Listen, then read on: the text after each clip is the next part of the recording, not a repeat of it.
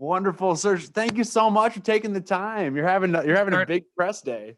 please. My apologies. I was running behind on one, and then I realized I don't have your Zoom link, so I was trying to connect, so I had to jump on the other. So I'm sure Oh, they explained. So my apologies. oh, no worries. We're here now, We're and here that's a now. Yeah, beautiful thing.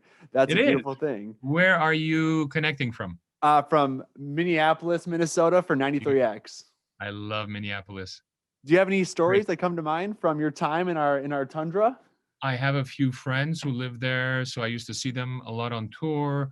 My wife actually spent a year as a exchange student in Minneapolis, and I just love the vibe there, people and the good attitude, positive The attitude. the Minnesota nice. I appreciate that you recognize that. We have a unique intersection of business and sports and art. It's a really fun place. We have the city. You drive a half hour, then you're in the country. It's a lovely place. Yeah, So you're lovely people. That's what makes it great. next time you're in here, dinner at my house. My wife and I will roll you up some sushi, and we can hang out, have a big day. It'll be great. Thank you so much, my brother. I appreciate that. I had a chance yesterday to check out Truth to Power. Mhm. I got a screening. Great. Congratulations on the release, by the way. Oh, thank you.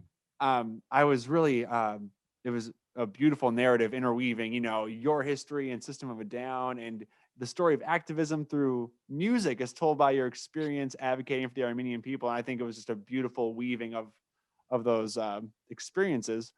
In your estimation, in your eyes, as the creator, what is the one thing you want people to take away from Truth to Power? If there was one thing they could take away from Truth to Power, the whole thing is a story of an activist. Before he had myself, before I had a loud voice through a band that got successful. So I was an activist before becoming an artist, and that propelled the message to become wider, and then you see the fruits of some of those labors as an activist, the recognition of the genocide by Congress in 2019, etc. But you also see repercussions of being an artist and an activist, and it's that journey. And I guess if I can portray one thing, is that we are incredible dynamic beings on this planet. Just because you do one thing, it doesn't completely define you. And people should be more open to the dynamic of our human existence. The whole experience. We're multifaceted. I think it does a great job demonstrating that. And you talk about consequences or repercussions, I think might be a better word. I was struck at the beginning of the documentary, and I realized, like what happened with Chop Suey in 2001, and it kind of through the modern lens, I was like, was System of a Down the first instance of cancel culture in the modern era? Is that a fair obsession, or is that a fair estimation? I don't think so. At the time, a lot of bands got their songs off the radio. I mean, Lucy and the Sky with Diamonds was off the radio after 9/11 because it had the word sky in it. Mhm. Um, so Clear Channel, I remember, took out a lot of songs. There was like a lot of censorship in terms of Mhm. songs. There was this just crazy, crazy reactionism, which was just overblown, obviously, now that we can look back at, in hindsight. But yeah, that was really weird to be in America and to put out a record, and your single that you're relying on to propel your record forward was taken off the airwaves because it had the word self-righteous suicide in there, obviously. Mhm. And Chop Suey. But nonetheless, we had the number one record, Billboard record that week of 9/11, and we were on tour like 5 days after, which was stressful as heck, in front of 15, 20,000 people a day. And on television, you've got the, red, orange, the different danger lights that they were giving us, and other threats. And then I had written the piece Understanding Oil, trying to understand the kind of why something like this could happen to us, and the role of basically American foreign policy in the last 50 years, the need for multilateralism, and in terms of how we deal with this, which now is very sobering to read, but at the time it was, I guess, drove people nuts. And so it was a really stressful time. Not, to add to that, during our release, we had a huge LA riots that broke Mhm. out because of, they wanted to shut down the venue where we were going to play free, and it was like too many people came and the police were on us, and what a mess, like, and yet it's our biggest record. And like, in retrospect, we're like, and people, one person asked me the other day, they're like, it's your biggest record. Do you remember that when you released it, you were like, oh, wow, this is so great. I'm like, fuck no. I was stressed out as hell. I was like, oh my God, the world is ending. Like, it was horrible, Listen to this, Serj. So I was in third grade when Chop Suey was rising to prominence. And I remember I had a classmate like, oh, have you listened to System of a Down? I was like, oh no, isn't that scary music? Because like that was just the narrative. And now here we are just vibing. That's why kids love it. It's the scary music, right? It's the scary music. I'm with it. Thank you for calling me on my nonsense and putting it in some perspective. I appreciate that. All good. You were doing so many things, right? You still are. You're doing your own music. You're pioneering.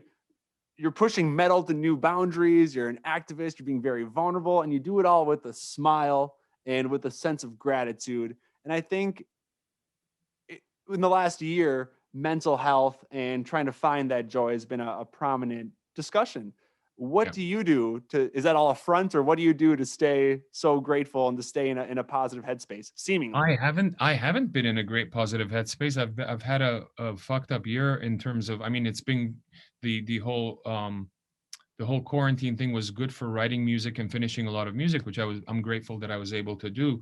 But I've had a lot of medical issues, a lot of back pain, back surgery, and like just things that are really stress enacted in different physical forms. So it hasn't been positive. It's been challenging, and pain has been my largest teacher over the last year. And I'm grateful to kind of starting to get out of that, seeing the end of that tunnel, the light at the end of the tunnel of all of that, which is where I'm at. And but man, it's been a devastating year personally, as well as for the whole world, obviously.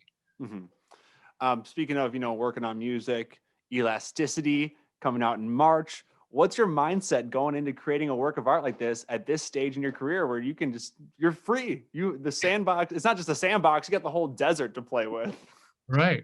But I've always felt like that, Jordan. I've never felt any type of hindrance upon creativity in what I do, because, with the success of System of a Down, which was a very weird left kind of thing that happened, because we never thought, we'd be a radio success in any way. We never really, radio changed by the time that we actually got up to the platform in a way. So we're also very lucky. And I never discount that. But because of that, I've never had to, compromise in terms of making music or being creative in any format. So now I can't be, because that's worked for me, right? It's like, there's no way. So I'm always free. When I'm creating, I'm free. I love it. And I love seeing your studio space with the kalimba and the rainmaker and all that. What was your favorite instrument or pedal or piece of gear that you used on Elasticity? It would likely have to be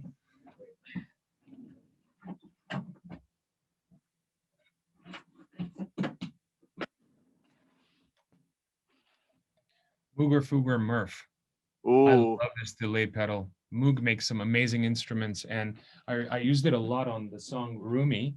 And it's just, you can create these incredible delay walls, and just beautiful soundscapes. It's one of my, I haven't used it in a while, but yeah, that reminded me of that. What else? There's just a bunch of instrumentation, pianos, arpeggiated synths were fun to kind of put into the 4-piece, and just kind of electricize, every bit.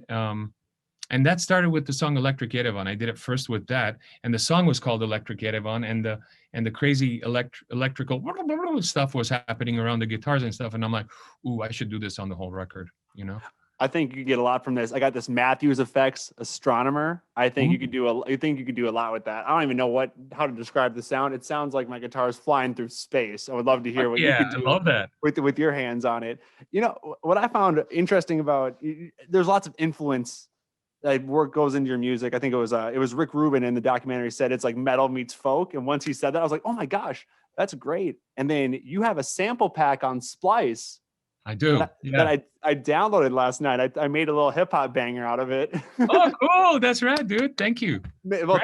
thank you for making it. How does it feel knowing that, you know, your loops are out there and some kid in Minnesota has turned it into a hip hop song or an EDM song? What's that feel I like? think I think it's really cool to be able to share that kind of stuff, you know? Well, I've been using my own loops for a while. So for Elasticity, I used a lot of drums from that we had recorded in really nice studios in on previous records. Not with System, on my own stuff, obviously, with Troy, my drummer in the FCC, just banging away. And so I've developed, like I had cut and developed all these loops, not just with drums, but with a lot of instruments.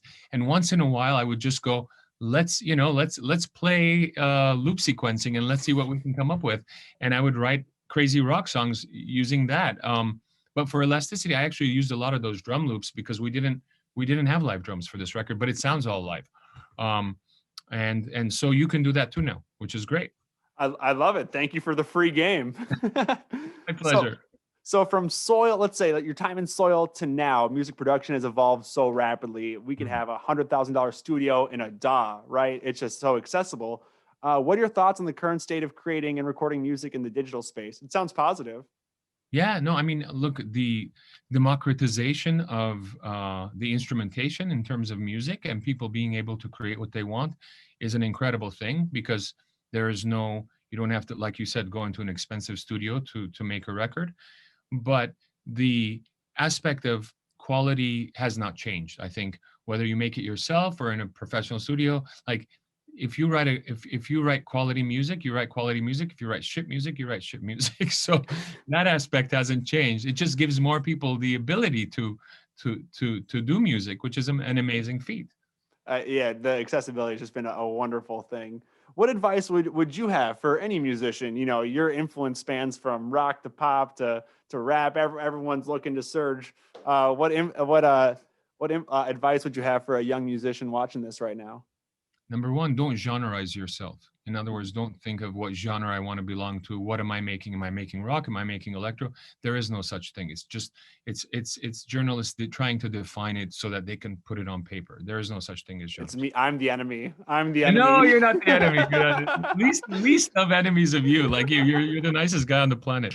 Thank you, sir. So so that's one. And two, I think, look, as much as right now live performance is not not happening, but when it is, I think there's always room for live performance. I think if you're able to move people in a live setting, I think that's a really unique thing that will always build upon what you do.